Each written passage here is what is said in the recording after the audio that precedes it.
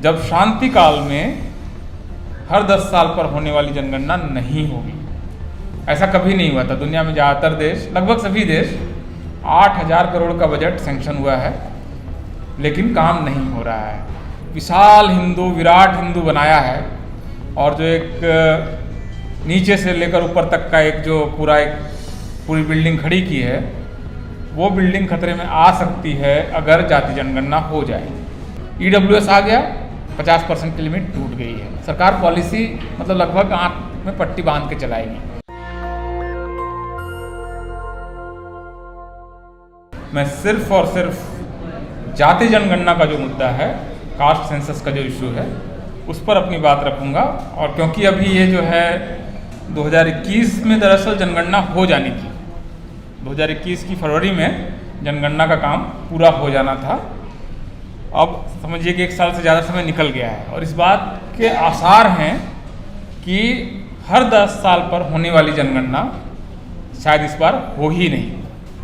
और ऐसा अगर होता है, जिसकी पूरी संभावना है, तो ये बहुत आश्चर्यजनक चीज़ इसलिए होगी क्योंकि 1881 से हो रही जनगणना के बाद ये दरअसल पहला ऐसा मौका होगा जब शांति काल में हर 10 साल पर होने वाली जनगणना नहीं होगी।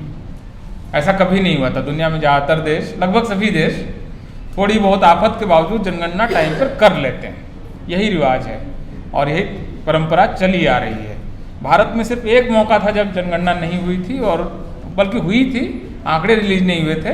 वो 1941 वाली जनगणना है, क्योंकि सेकेंड वर्ल्ड वॉर था, दूसरा विश्व युद्ध था, जनगणना नहीं हुई थी। इस साल जो 2021 में जनगणना होनी थी, उसको न होने का जो कारण सरकार ने बताया, वो कारण ये बताया कि कोविड चल रहा है। जिस कोविड के दौरान सब कुछ हुआ, इतने बड़े बड़े चुनाव हो गए, इतनी रैलियां हो गई, मॉल, बाजार, सर्कस, सब कुछ चला, सिर्फ और सिर्फ एक काम भारत में नहीं हुआ है। एक काम, इसके अलावा सब कुछ हो गया है। कोई कुछ भी ऐसा नहीं है जो कोविड की वजह से रुका हुआ है। कोविड की वजह से भारत में जनगणना का काम रोक दिया गया है, और छोटा काम नहीं है। 8,000 करोड़ का बजट सैंक्शन हुआ है, लेकिन काम नहीं हो रहा है। और आप जानते हैं क्यों नहीं हो रहा है? मतलब बहुत छुपी हुई बात नहीं, आप लोग को बुद्ध लोग हैं, पढ़े लिखे लोग हैं, चीज़ों को जानते हैं। क्योंकि इस बार जाति जनगणना का सवाल बहुत ज़्यादा सामने आ चुका है। सरकार उसको लेकर, उसको लगता है कि उसने जो एक विशाल हिंदू, विराट हिंदू बनाया है, और जो एक नीचे से लेकर ऊपर तक का एक जो पूरी बिल्डिंग खड़ी की है, वो बिल्डिंग खतरे में आ सकती है अगर जाति जनगणना हो जाए। तो विराट हिंदू तो फिर विराट हिंदू नहीं रहेगा ना। फिर जब जाति जनगणना हो जाएगी तो जो भारतीय समाज दरअसल है, एक्चुअल जो चीज़ है, वो सामने आ जाएगी।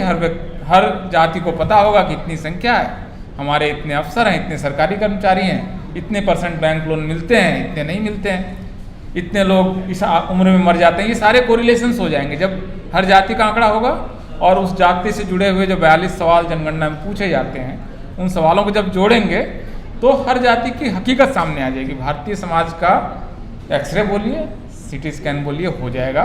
उसके बाद पॉलिसी बनाने में बहुत आसानी होगी। दरअसल अगर सरकार की नीयत साफ हो, सारे आंकड़े हो, तो किस समाज के लिए कौन सा काम करना है, कौन सी योजना बनानी है, कौन सी योजना किसके लिए नहीं बनानी, किसको और नहीं देना है, किसको और बैंक लोन पर्याप्त से ज़्यादा मिल चुका है, ये सारे आंकड़े आने के बाद दुनिया बदलेगी, भारत में लोगों की ज़िंदगी बदलेगी। लेकिन सरकार नहीं चाहती है, और इसको लेकर नवीन भाई ने भी अपनी बातचीत रखी है। मुझे लगता है 3 बड़ी समस्याएं होंगी, और इसकी वजह से आप लोगों को जाति जनगणना के मामले में आप लोग, हर व्यक्ति का अपना एक प्रभाव का क्षेत्र होगा, जहाँ पर अपनी बात आप कहते होंगे तो बातें सुनी जाती होंगी।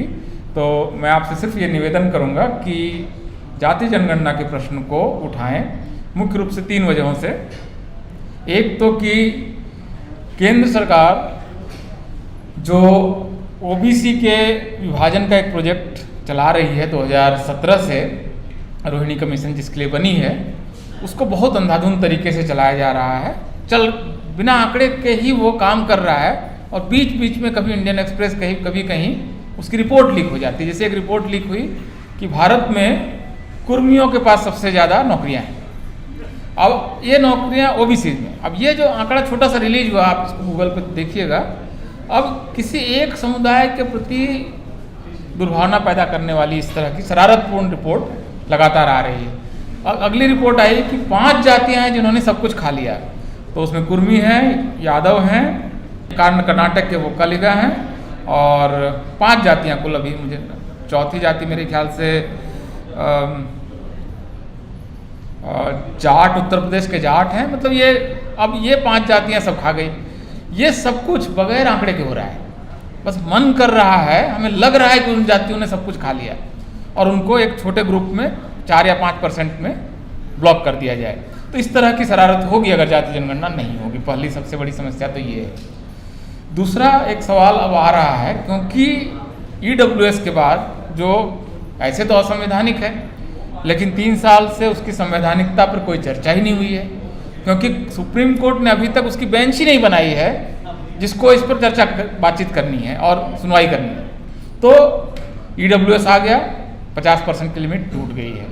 इसके बाद ओबीसी की जो टोटल कोटा की लिमिट है उसको बढ़ाने का दरअसल रास्ता खुल गया है। इसके लिए बहुत ज़रूरी है कि जाति की चेतना बढ़े। तमिलनाडु दे सकता है, आंध्र प्रदेश दे सकता है, कर्नाटक दे सकता है, कई सारे राज्यों में, इवन गुजरात में भी, मतलब कई राज्यों में ओबीसी की जो लिमिट है वो 27% से ऊपर है। तो अगर गुजरात को लेकर मैं कंफर्म नहीं हूँ, लेकिन कम से कम बाकी राज्यों का जिनका नाम लिया वो तो कंफर्म ही है। तो ये जो